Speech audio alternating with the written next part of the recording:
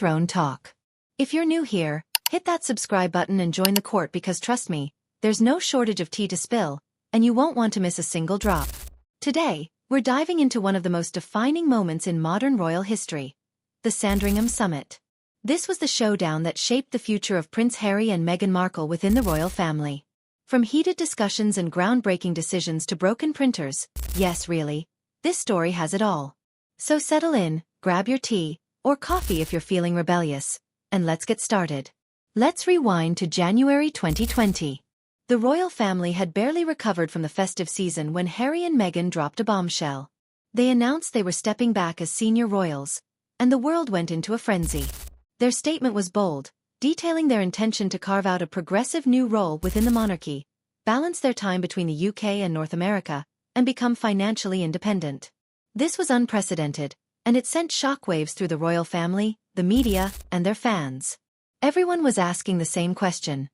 What happens next? To figure that out, the Queen called a family meeting, which has since been dubbed the Sandringham Summit. This was no ordinary family discussion.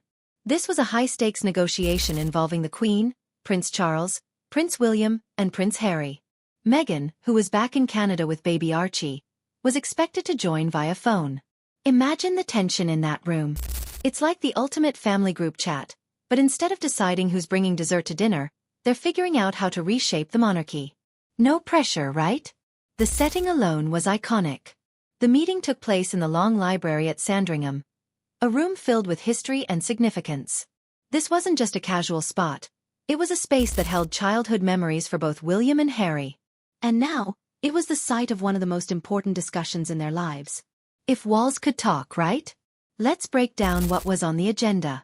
First, there was the matter of financial independence. Harry and Meghan wanted to step back from public funding, particularly the sovereign grant. This was a big deal because royal funding isn't just about money. It's about accountability, transparency, and maintaining a connection to the public. By giving it up, Harry and Meghan were essentially saying, we want to stand on our own 2 feet. But that also raised the question of how they'd make money. Would they become influencers?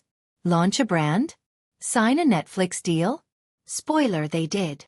The royal family had to tread carefully to avoid potential conflicts of interest. Next came the issue of royal duties. Harry and Meghan proposed a hybrid model where they'd split their time between the UK and North America, continuing to support the Queen while pursuing their own projects. It sounded reasonable on paper, but in practice, it was complicated. The royal family operates as a unit, and the idea of part-time royals didn't sit well with everyone. Some felt it blurred the lines between public duty and private endeavors. Then there was the question of titles. Harry and Meghan wanted to keep using their HRH, Her Royal Highness titles, even if they weren't senior working royals. But this was controversial. The titles come with responsibilities and privileges, and using them while pursuing independent ventures could create confusion. Ultimately, they agreed to stop using HRH, but not before it sparked heated debate.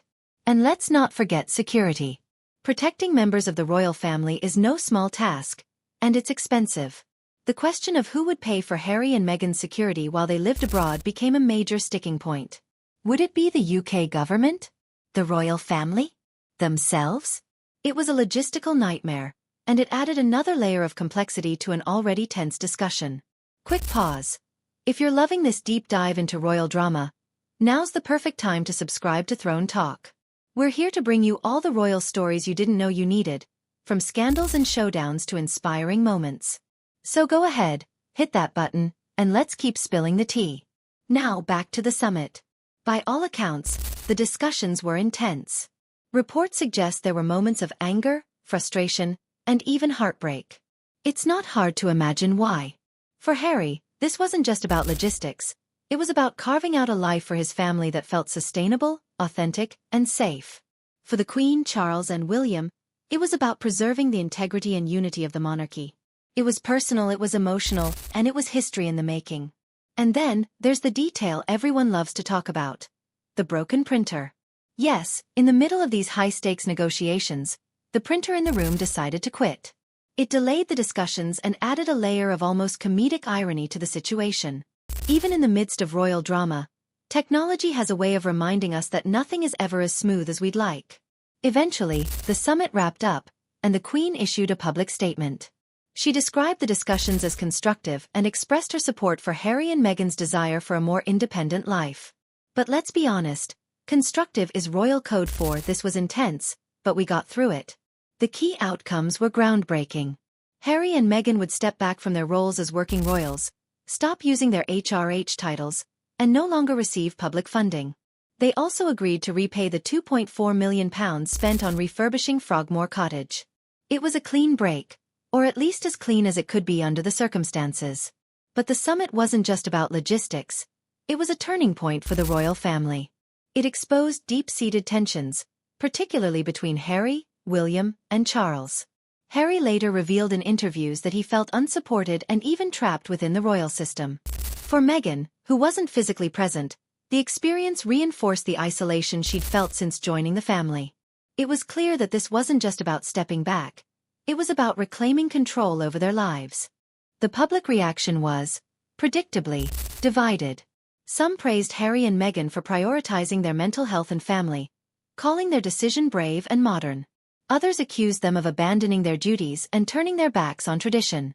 The media quickly dubbed the whole situation Megxit, drawing parallels to Brexit. It was catchy, sure, but it also oversimplified a deeply complex situation.